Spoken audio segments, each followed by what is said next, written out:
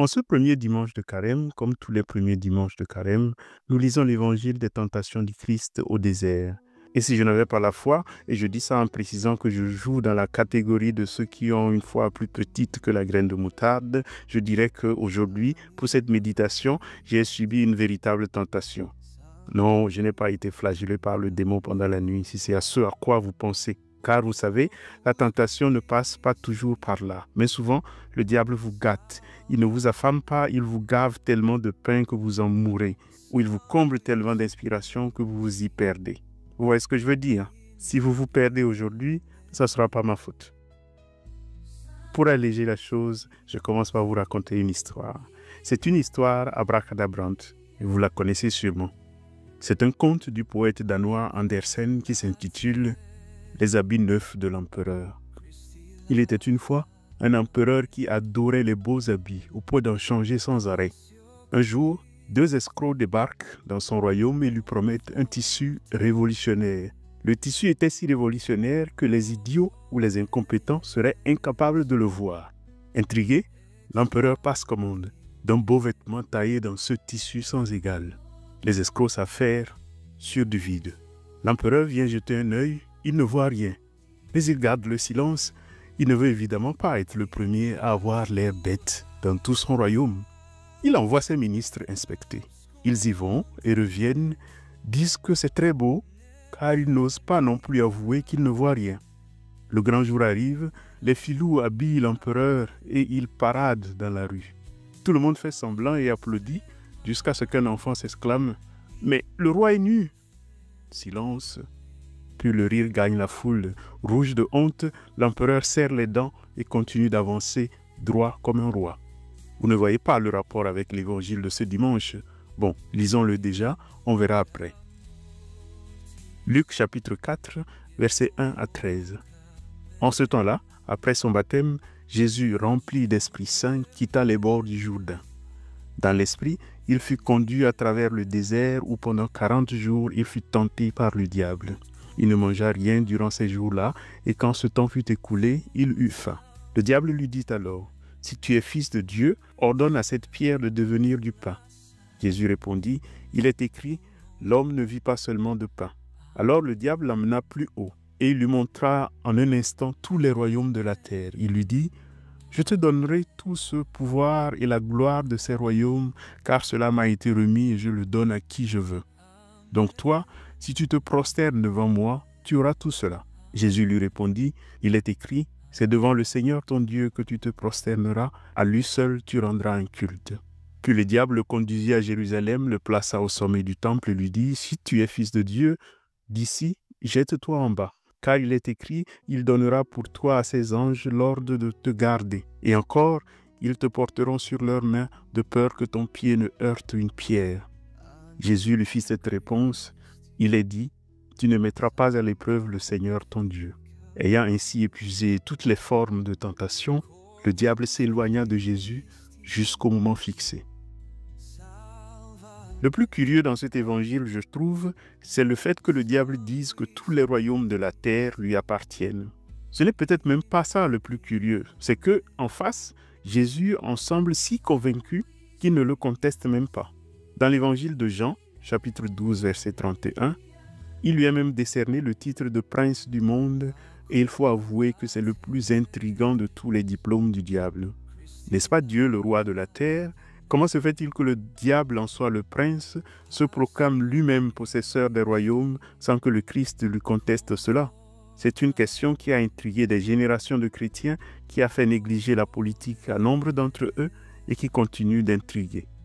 De ce que j'en ai lu ici et là, voilà ce qu'il me semble permis de dire.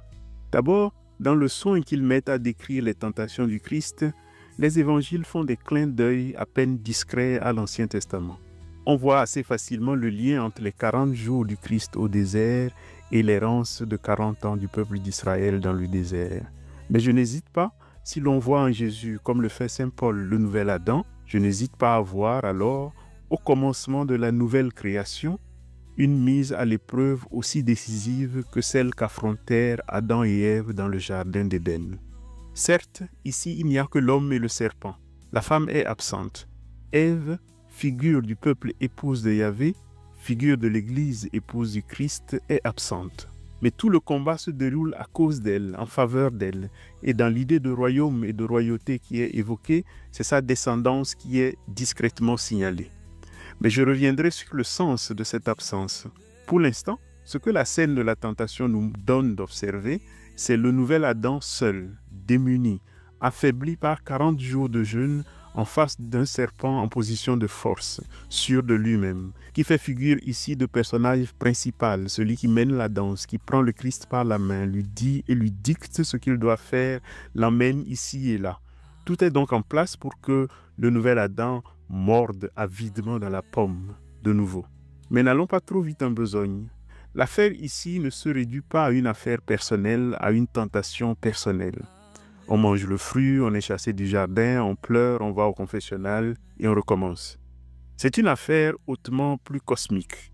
Si le Christ succombe à la tentation, c'est le royaume nouveau qu'il prétend venu inaugurer qui part à volo. L'objectif du diable, c'est donc de torpiller ce projet et le plus intéressant, c'est qu'il ne le fait pas ici en s'y opposant radicalement, mais en proposant son aide. Et c'est là le sens de ce que je disais au début en riant, c'est que cette image du diable que nous avons comme celui qui nous veut du mal n'est pas de bout en bout évangélique. Parfois c'est tout le contraire, il ne veut que nous aider. Et ici, il propose généreusement son aide. Viens Jésus, tu veux inaugurer un royaume, n'est-ce pas? Comment moi qui suis le prince du monde, je pourrais rester là à te regarder sans t'apporter mon aide? Viens, je vais te montrer comment on fabrique un royaume. Viens. Mais alors dis-moi, grand serpent, comment fabrique-t-on un royaume?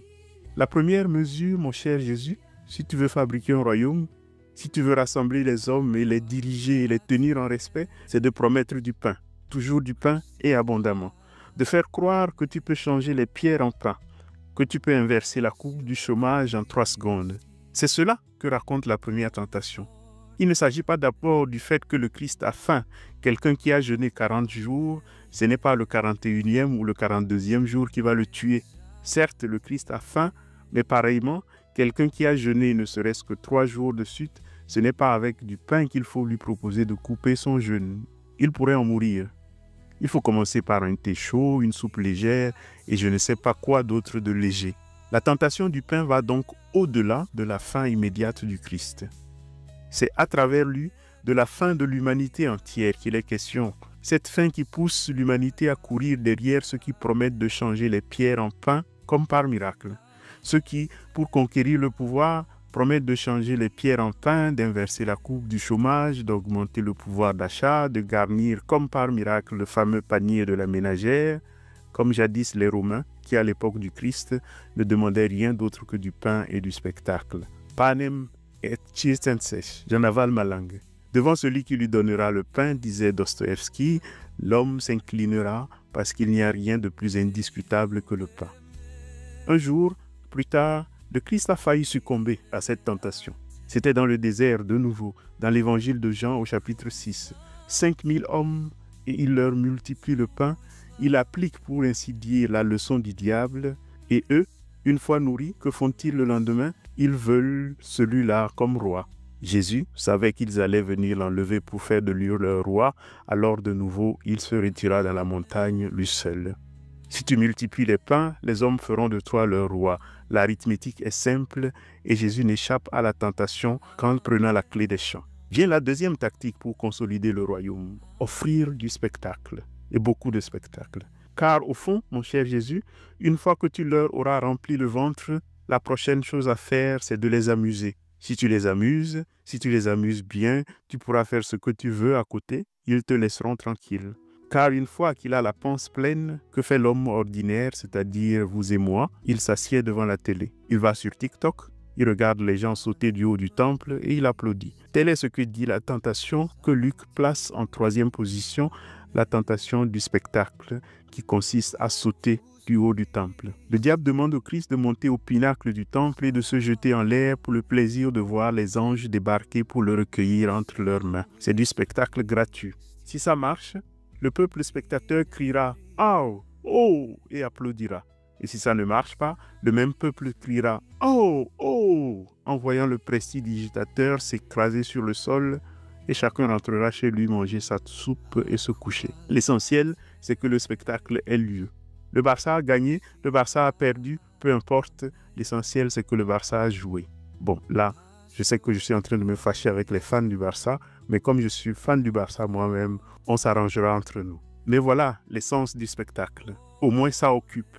Idéologie qui nous emballe sans qu'on y comprenne grand-chose, les gens qui se battent sur les réseaux sociaux pour des questions que nul ne maîtrise, avec des arguments qui n'intéressent personne ou des solutions qui ne verront jamais le jour, ou encore ces petits scandales médiatiques entretenus à souhait pour détourner l'attention des coulisses du pouvoir. Tout pouvoir humain repose sur un pacte tacite, nourrir pour étourdir, étourdir pour régner. Et ça semble tellement bien marcher que même dans les pays où on semble mourir de faim, le spectacle suffit parfois à rassasier. N'allez pas me dire que ça n'a pas un goût un peu diabolique. Ça aussi, Jésus le refuse. Il le refusera constamment. Il guérira des malades, mais souvent, il interdira qu'on en parle. Il entrera à Jérusalem sous les acclamations, mais choisira la mort infâme d'un esclave. La croix est l'ultime démystification. Il y offre un spectacle si laid et si hideux que personne n'a envie ni d'emmener un copain, ni que ça recommence. À mon avis, il ne s'agit donc pas seulement de 3 tentations différentes. On peut les considérer aussi comme une seule et même tentation sous 3 formes. Et vue sous cet angle, la tentation principale, celle qui englobe et qui récapitule les 3 tentations, c'est chez Luc, celle qui est au milieu, au centre. Le « prosterne-toi et je te donnerai tous les royaumes ». Vous aurez d'ailleurs remarqué que c'est la plus osée des 3 tentations, celle où le démon, dans sa grande humilité, invite Jésus à pieusement se prosterner devant lui. Rien que ça. Devant cette tentation-là, les 2 autres sont des amuse-gueules ou mieux des préparatifs. Au cœur de cette tentation, c'est donc 2 royaumes qui s'affrontent, celui du prince de ce monde et ses recettes, et celui du jeune Nazaréen venu également inaugurer un royaume qui s'appellera le royaume des cieux. Et ce que Jésus réussit à faire dans ce face-à-face dans l'évangile d'aujourd'hui, c'est comme l'enfant dans le conte d'Andersen avec lequel nous avons commencé, c'est de mettre à nu le prince de ce monde. Car c'est sûr que c'est cela que veut Jésus, gagner tous les royaumes, gagner tous les cœurs. C'est pour cela qu'il est venu dans le monde, pour y faire descendre le règne de Dieu comme il nous l'enseigne dans le Notre Père. Que ton règne vienne. Voilà que le diable propose son aide, offre un raccourci. Il va lui alléger la tâche, lui épargner les 3 ans de labeur, d'incompréhension, de souffrance qui vont suivre, et Jésus refuse. Il refuse d'obtenir en 3 secondes ce qu'il mettra des années et les 2 millénaires après sa mort à peiner à obtenir. Là est le cœur de la tentation. Ce que le serpent propose à Jésus en réalité, c'est d'utiliser pour le royaume de Dieu les mêmes recettes qu'il inspire au royaume dont il est le prince. Luc montre d'ailleurs dans le verset final que le diable n'est pas au bout de ses stratégies. Aujourd'hui, il a essayé d'amadouer, de cajoler et le Christ a refusé. À la dernière heure, il reviendra avec le plus terrible des moyens pour créer, consolider et diriger les royaumes terrestres, à savoir la violence, celle qui est à l'œuvre dans les guerres entre peuples, les massacres pour dégager un peuple afin de s'installer sur sa terre, la colonisation sous couvert de bonnes intentions, les guerres entretenues sans fin pour piller les ressources d'un peuple afin d'en nourrir un autre, et qui s'accompagnent du viol des femmes comme armes de guerre, de l'enrôlement d'enfants soldats souvent drogués pour être transformés en monstres. On ne peut pas regarder tout cela, voir comment la politique fonctionne sans avoir un haut le cœur. À défaut d'avoir réussi avec la méthode douce aujourd'hui, le démon reviendra à la fin avec la menace. Il poussera le Christ à la tentation de faire comme tout le monde, de faire descendre à son tour une armée d'anges du ciel pour combattre pour lui. Mais là, comme aujourd'hui, le Christ résistera. Le royaume qu'il veut fabriquer, lui, repose sur d'autres valeurs. Dans son royaume, à lui, on mangera aussi du pain. Mais dit-il, c'est un pain qui nourrit de façon éternelle, c'est un pain qui permet de ne plus avoir faim, de ne pas revenir encore et encore courber l'échine pour qu'on daigne vous mettre un morceau dans la main. C'est un royaume où il y a aussi du spectacle, mais je l'ai dit, c'est un spectacle qui n'a rien de séduisant, pas dans le genre du film Make America Great Again, qui a beaucoup de succès en ce moment. Son spectacle à lui visera même non pas à nous montrer une scène, mais à nous en dévoiler les coulisses. Il mourra nu, refusant de faire semblant d'être habillé comme notre empereur du début. Il nous offre une liberté radicale pour que nous ne nous laissions ni acheter par du pain, ni étouffer par du spectacle. Le piège que tend le diable aujourd'hui à Jésus et tout au long de son ministère n'est donc pas dans les actes proposés, mais dans leur finalité. Faire du royaume de Dieu une copie des empires humains, aider à réaliser le royaume sans passer par la croix, aider à réaliser l'évangile par des moyens non évangéliques. Jésus, tel l'enfant du conte, refuse de jouer le jeu. Et voilà comment il introduit un craquellement, un tout petit craquellement dans le royaume de Satan. Désormais, il suffira d'un enfant qui crie « Le roi est nu !» d'un prophète qui refuse de plier le genou, d'un crucifié qui pardonne pour que l'édifice tremble et menace de s'écrouler. Voilà comment le nouvel Adam inflige une défaite cuisante au serpent. Mais je l'ai dit, il y a un détail qui manque. Dans la scène du désert aujourd'hui, la femme est absente. Ève n'est pas là. Il ne faut pas en conclure que c'est pour cela que le nouvel Adam réussit à résister à la tentation. Non. C'est que l'Église, la nouvelle Ève, qui sera elle aussi tirée du côté ouvert du nouvel Adam endormi, n'est pas encore née. Elle naîtra à la croix. Elle naîtra quand le combat aura déjà été gagné. Nous donc, fils et filles de l'Église, ne sommes pas entraînés dans le combat initial, dans le combat primordial. Nous n'avons pas participé à la tentation au désert. Nous sommes nés après le combat. Nous sommes nés de la victoire sur le serpent. Nous sommes rachetés d'abord et invités ensuite à entrer dans la fête. Là, j'avais envie de crier « Alléluia », mais nous sommes en carême. Zut.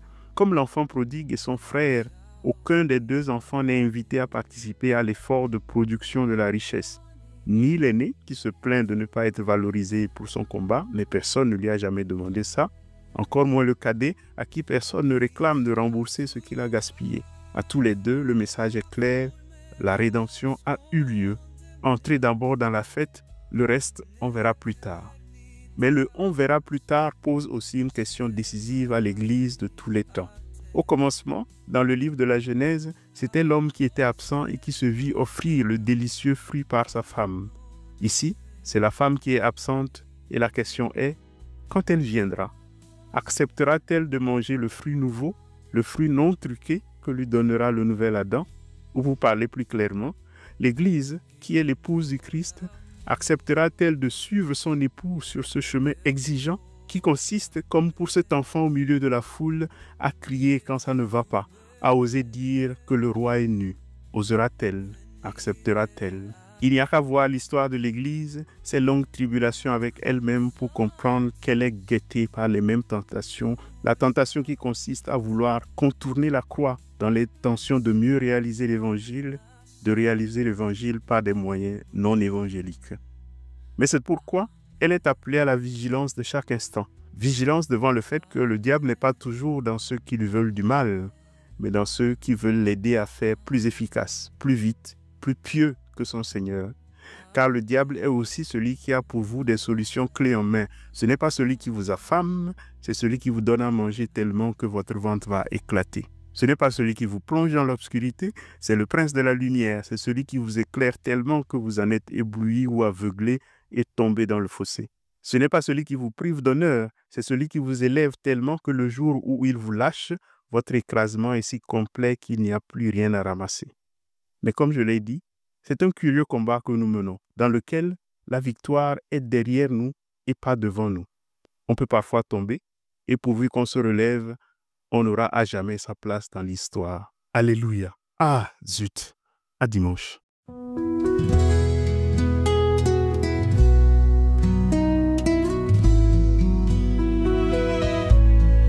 Anima Christi, sanctifica me, Corpus Christi, salva me, sanguis Christi, inebria me, sanguis Christi,